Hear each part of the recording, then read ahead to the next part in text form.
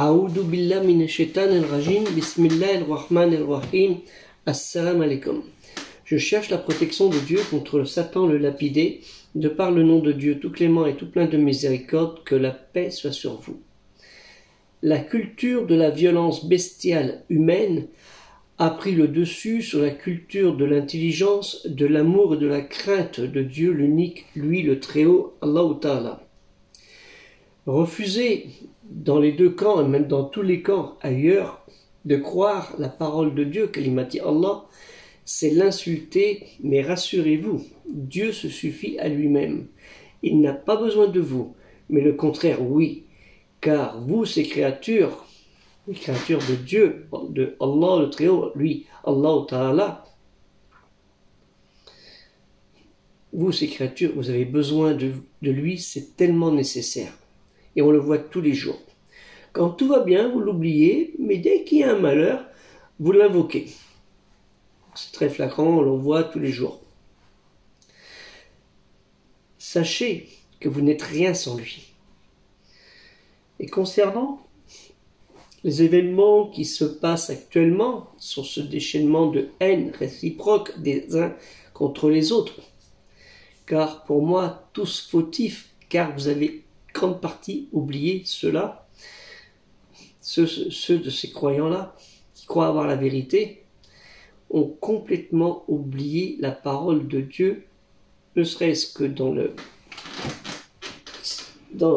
l'Ancien Testament, le Nouveau Testament, qu'on appelle le Torah, le Zabour et Injil pour le Nouveau Testament. On dit vulgairement le Tanakh pour l'Ancien Testament. Et le Koran qui est juste à côté. Pour certains, vous avez tout oublié. Petit rappel très simple. Dieu, Allah Ta'ala, le Très-Haut, a donné Canaan. Canaan et pas Palestine. Dieu a donné Canaan aux Hébreux et particulièrement à Abraham. Et je vous invite à revoir la Genèse à ce sujet. Chapitre 11, verset 31. La Bible, Tanakh, instruction, Torah, la Genèse, Bereshit, la Genèse et Bereshit, la descendance de Terah, chapitre 11, verset 31, chapitre 12, versets 1, 6 et 7. Et encore dans la Bible, là le Lévitique, ou à Ikra, les années saintes, l'année sabbatique, au chapitre 25, les codes de loi traitant des observances religieuses et sociales, versets 1 et 2. Et je vous invite aussi à relire le chapitre de Sourate 17 de Al-Koran, la révélation récitée, le voyage nocturne, Al-Isra, ou les enfants d'Israël, Bani Israël, au verset 104. Nous dîmes aux fils d'Israël, habitez la terre. Et au chapitre 7, Al-Araf, au purgatoire, verset 137.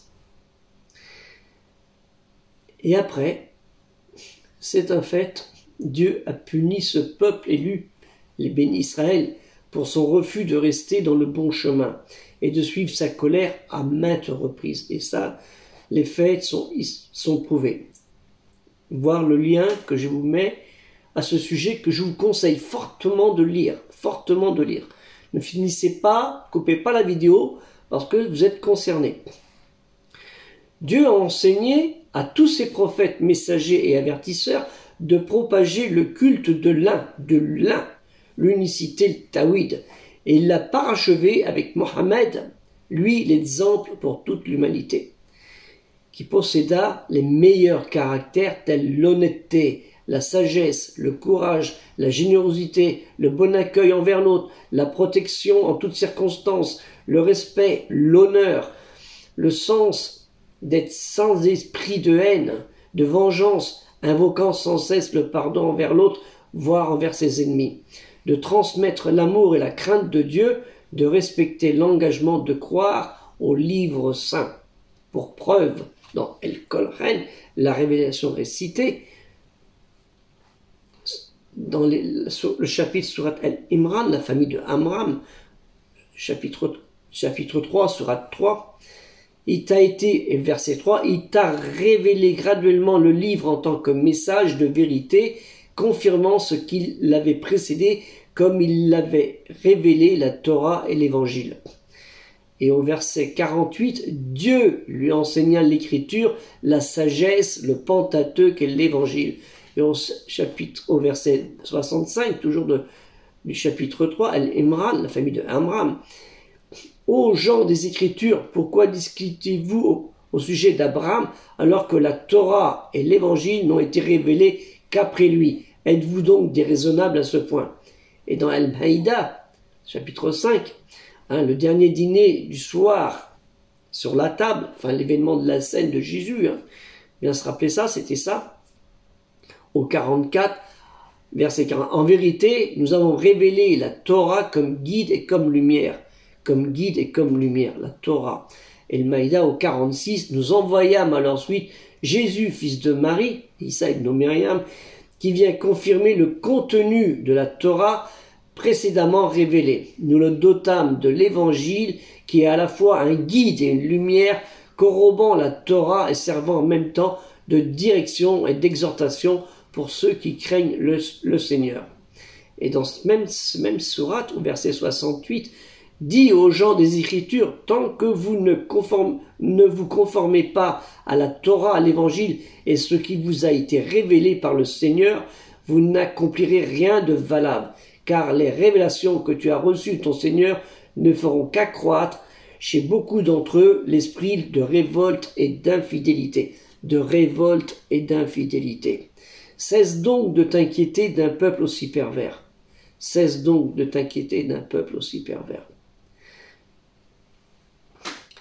Et ces deux, la Torah, l'Ancien Testament, le Nouveau Testament, ont précédé la dernière révélation récitée, El-Qur'an, qui a été envoyée à Mohammed, sallallahu alayhi wa sallam, sur lui le salut et la paix, le dernier des messagers, prophètes et avertisseurs.